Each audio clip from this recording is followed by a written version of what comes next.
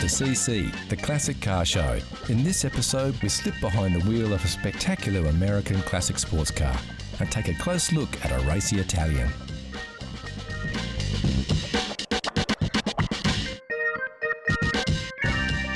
We slide on the overalls to see how this old girl is still on the road after all these years.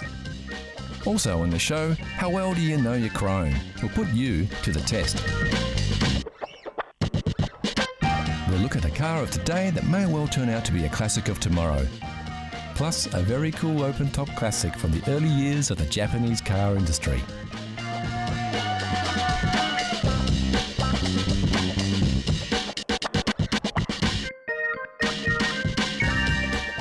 So sit back and settle in for another ride through the past on CC Classic Cars.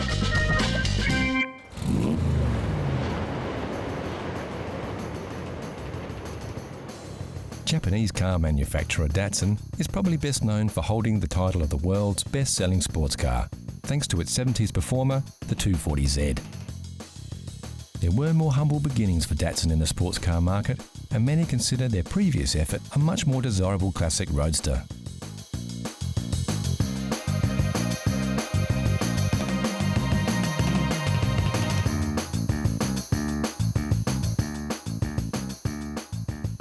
This is the Datsun 2000 Sports, also known as the Fairlady. The Fairlady was created in the classic tradition of the British open-top roadsters, popular in the US in the mid-60s to give Datsun a foothold in the world sports car market. There were several models of the Fairlady built between 1965 and 1970. This model, the 2000 or SR311, was the last. When I was younger, my best friend had a Datsun 2000 Sports. And I'd always wanted one, but it took me a few years to actually put the cash together to own one.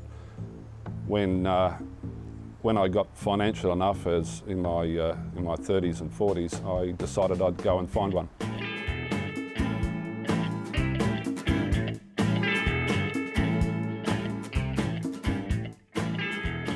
Robert purchased this car from a magazine while he was overseas and didn't expect the car before he bought it. This turned out to be a bit of a disappointment, as the condition of the vehicle was poorer than he first thought, and rather than use the car as a daily driver, he chose to restore it.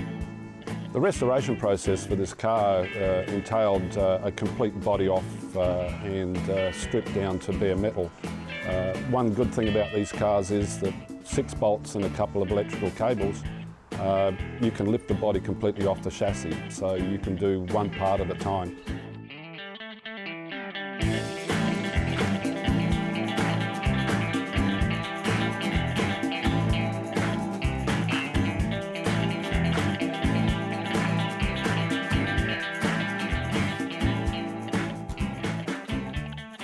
Robert's car had the chassis completely stripped back and powder coated. All new suspension components were fitted, and whatever needed to be replaced on the car was replaced. As they had 3 cars in the workshop at once, and as this vehicle was to be Robert's daily driver, he chose to use the best parts from the 3.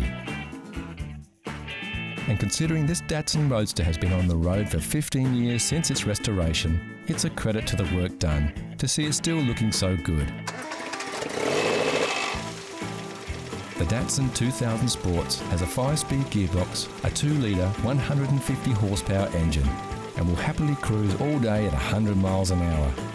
Reliability was also a selling point. Originally designed to compete in the American Sports Car Championship in a 12-hour Sebring race in Florida, the 2000 Sports was built to endure long-form racing conditions.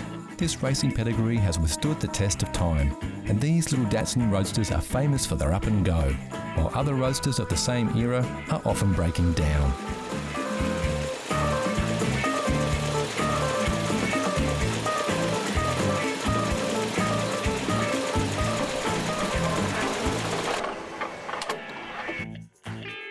The cars were only ever sold in Japan, America, Australia, South Africa, and a few cars were sold into Finland for some reason or other. We're not sure why. But there are about 30-odd thousand sold in the States, 2,500 sold in Australia. And these days, very, very hard to come by good examples. Most cars in the 70s were thrashed pretty hard by young guys because they were cheap to buy. They went quick, so people bought them, crashed them, and now most examples that you buy have been rebuilt a few times, and they're full of plastic. So it's very hard to come by a very good car.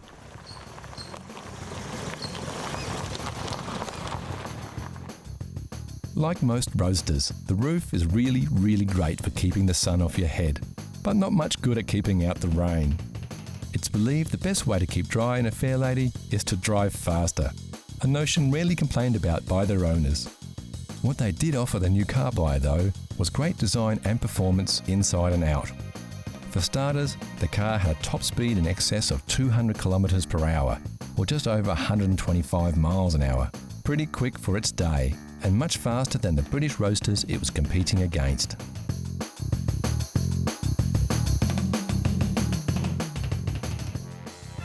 This was most likely due to two factors. The buying public was still infatuated with British roadsters from MG, Austin Healey and Triumph, and pricing was competitive. Also, the Japanese car maker had yet to cement its reputation as a quality car builder, and it needed time to develop and prove its product would last through the years.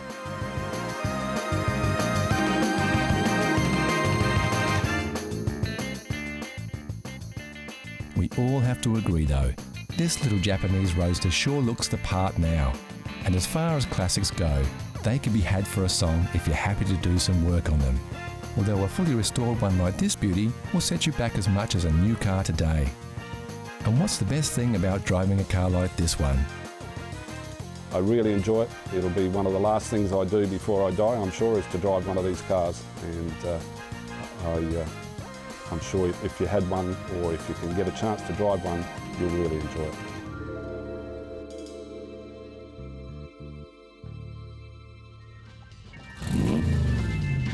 Here's a challenge for all you classic car fans. Know Your Chrome gives you a peek at some close-ups of classic chrome. Look at the shapes. Do you recognise the lines? Can you tell which car sports this shiny styling? It's too early for clues, but we can tell you it's a car, it's a classic, and it's very cool. Look closely, and we'll give you more hints later in the show. Next on CC, the Classic Car Show. A barn find that's made it back on the road, a Porsche great of tomorrow, and a groundbreaking US classic.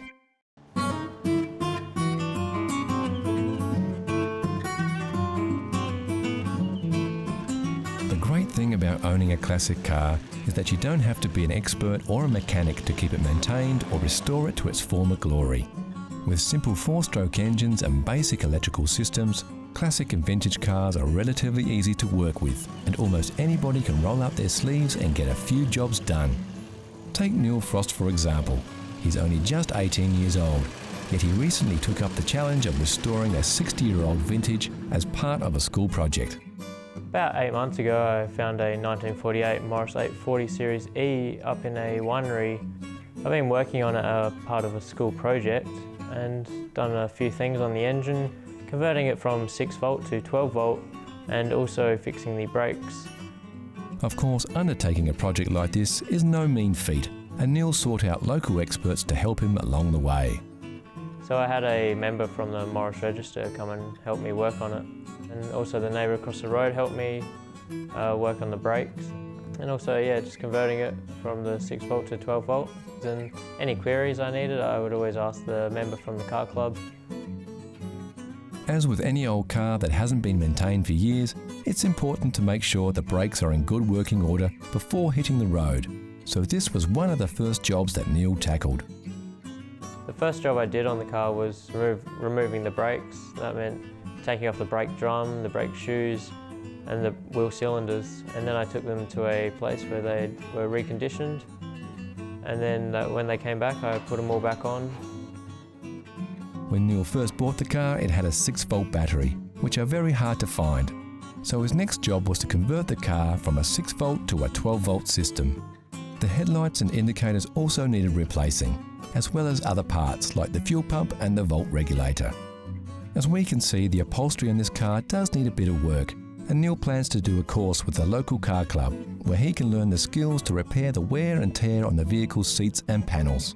There's a few members in the car club that have done the course and have been willing to teach me, so at some stage I'd like to learn to reupholster the seats. One of the reasons Neil chose to work on the Morris 8 was that, although the car was built in 1948, it's still relatively easy to find spare parts. Luckily, many of the parts on this vehicle are the same as those found on its successor, the incredibly common Morris Minor. Parts are generally inexpensive and easy to find on the internet, so it's a good car to work on as a beginner. Yeah, it's a good car for a beginner to work on. They're very simple, not too complex. The modern cars like today are there's wires everywhere and they're very hard to sort of get your hands in, where these are just straightforward. You've got the engine, wheels, it's pretty much what a car is. One day Neil plans to spend some time on the bodywork by removing an odd dent and even giving the whole car a respray. But for now, Neil's just happy to have completed his project and got the car roadworthy.